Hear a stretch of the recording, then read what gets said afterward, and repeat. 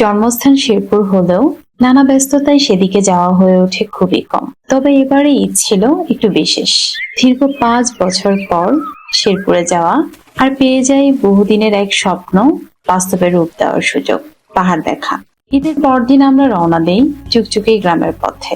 পাহাড় কেটে গড়ে ওঠা সেই ছোট্ট গ্রামেই আমাদের ছোট ভাই কুরবানের বাড়ি। প্রায় 3 মাস ধরে যেটা নিয়ে পরিকল্পনা করছিলাম, এবার তা বাস্তবে রূপ নিতে যাচ্ছে ভেবে আমরা সবাই ভীষণ এক্সাইটেড ছিলাম।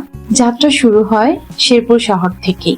যেহেতু সামনে দুর্গম পথ, তাই প্রথমেই গ্যাস লোড করে নেই শহরের একমাত্র গ্যাস পাম্প তাজ ফিলিং স্টেশন থেকে।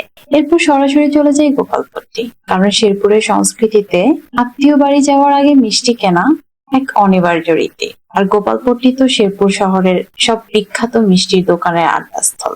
তবে গিয়ে দেখি ঈদের আগের দিন থেকে চাহিদা তুঙ্গে থাকায় বেশিরভাগ দোকানের মিষ্টি প্রায় শেষ। তবু যতটুকু পাওয়া যায় তা নিয়েই আবার পথে বেরিয়ে পড়ি। ভাই বোনেরা মিলে আমাদের এই টিম ছিল বেশ বড়, তাই 2টো গাড়ি লেগেছিল আমাদের যাত্রার জন্য। এক বাজার পেরিয়ে আরেক বাজার, আর চারপাশের অপরূপ প্রকৃতি, সব মিলিয়ে এক অন্যরকম অনুভূতি। প্রত্যেকটা মুহূর্ত ছিল আনন্দে, উত্তেজনায় আর ভালোবাসায় ভরপুর। একে একে সব স্টপেজ পার হচ্ছিলাম আমরা। রাস্তার দুপাশে প্রকৃতি বদলে যাচ্ছিল ধীরে ধীরে। প্রায় 2 ঘন্টা এভাবেই অতিবাহিত হওয়ার পর আমরা পৌঁছে গেলাম মেঘাতল বাজারে, যা স্থানীয়দের কাছে শয়তান বাজার নামেই বেশি পরিচিত। এই বাজার থেকে হাতের ডান পাশের রাস্তা ধরে আমাদের গাড়ি এগিয়ে চললো পাহাড়ের দিকে। যত এগুচ্ছি ততই পাহাড় আমাদের কাছে আসছে বলে মনে হচ্ছিল। দূরে সবুজ রেখাগুলো ধীরে ধীরে বড় হয়ে উঠেছিল চোখের সামনে। চারপাশে ছড়িয়ে ছিল এক অনন্য রূপ। নানান রঙের বুনো ফুল ফুটে আছে দুই পাশে, আর সেই ফুলের ফাঁক গলে গরু আর ভেড়ার পাল একদম নিশ্চিন্ত মনে হেঁটে চলছে রাস্তা জুড়ে। তাদের যেন কোনো তাড়া নেই, গাড়ির নিচে পড়ে যাওয়ার ভয়ও নেই। তারা নিজেদের ছন্দে হেঁটে যাচ্ছে আপন মনে। এই দৃশ্য দেখে মনে হচ্ছিল এটাই হয়তো প্রকৃতির সঙ্গে মানুষের সবচেয়ে শান্তিপূর্ণ সহাবস্থান। ঠিক তখনই দূরে দেখি কুরবান দাঁড়িয়ে আছে রাস্তার পাশে। চেনা সেই মিষ্টি হাসি মুখে আমাদের দিকে হাত নাড়ছে। আমরা গাড়ি থামালাম। অবশেষে আমরা এসে পৌঁছেছি আমাদের বহু কাঙ্ক্ষিত জায়গায়। এই সেই পাহাড়, এই সেই প্রকৃতি, যার জন্য এতদিন ধরে অপেক্ষা করেছিলাম আমরা সবাই। আমরা গাড়ি থেকে নেমে দাঁড়িয়েছিলাম, অপেক্ষা করছিলাম পরের গাড়িটার জন্য, যেটাতে আমার বোনেরা আসছিল। এরপর এসে পৌঁছলো আমার বোনদের গাড়ি। পাহাড়ি আঁকাবাঁকা রাস্তা বেয়ে গাড়িটা যত দূর যেতে পারে ততটাই আগালো। তারপর শুরু হলো সেই চেনা পাহাড়ি নিয়ম, সংকীর্ণ পথ যেটা আর গাড়ি যেতে পারে না। তাই গাড়িকে বিদায় জানিয়ে আমাদের হাঁটা শুরু।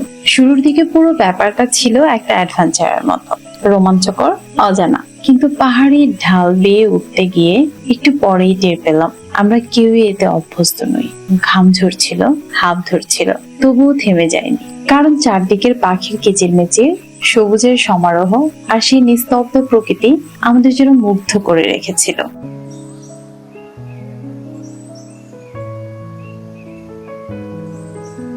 জুটি আর পাহাড়ে ঘুরতে আসবা? দিঠি আর পাহাড়ে ঘুরতে আসবা? হ্যাঁ, আসা লাগবে না, কম দেবো কারণ আসবে। দিঠি এনার্জেটিক চিঠি আলমাস কি কেমন লাগতেছে? আরে কুরবানের বাসায় আসছি আমরা সবাই। আমি নিজেই অনেক টায়ার্ড।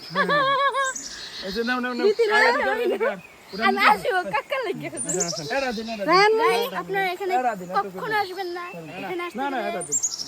কি হবে? ট্রেন্ডিং আপনারা পড়ে যেতে পারেন।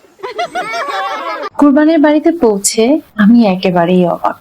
বাইরে থেকে দেখে একটু বোঝার উপায় নেই পাহাড় কেটে তৈরি করা এত বড় জায়গা জুড়ে একটা বাড়ি। এই বাড়িটা একেবারেই নতুন, কিছুদিন আগেই নির্মাণ কাজ শেষ হয়েছে।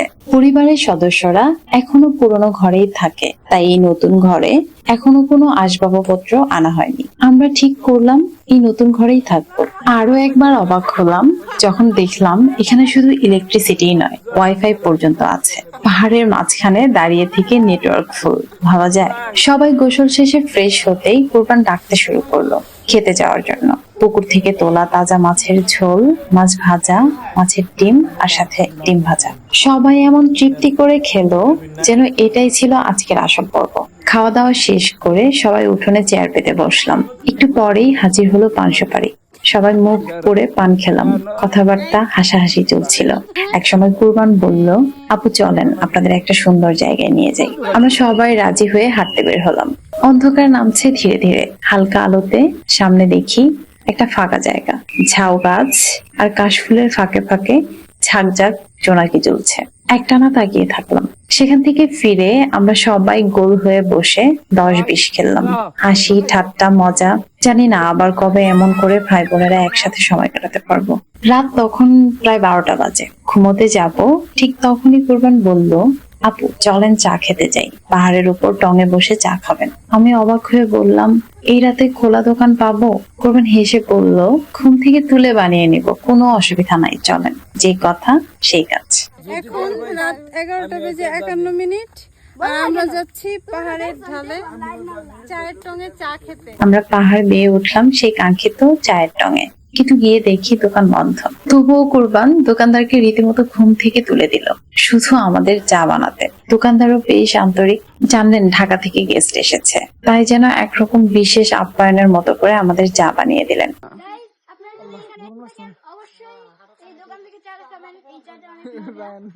সকালে খেয়েছি কিন্তু আমরা এখনো খাইনি। চা খেয়ে আমরা বাড়ি ফিরে আসি, সবাই যে যার মতো ঘুমিয়ে পড়ি। এভাবে আমাদের পাহাড়ে প্রথম দিন শেষ হয়ে যায় এক সুন্দর অভিজ্ঞতার মধ্যে দিয়ে। পরের দিন সকাল থেকে আবার নতুন ভ্রমণের শুরু। দ্বিতীয় দিনের গল্প থাকবে আগামী পর্বে। সে পর্যন্ত সবাই সাথেই থাকুন।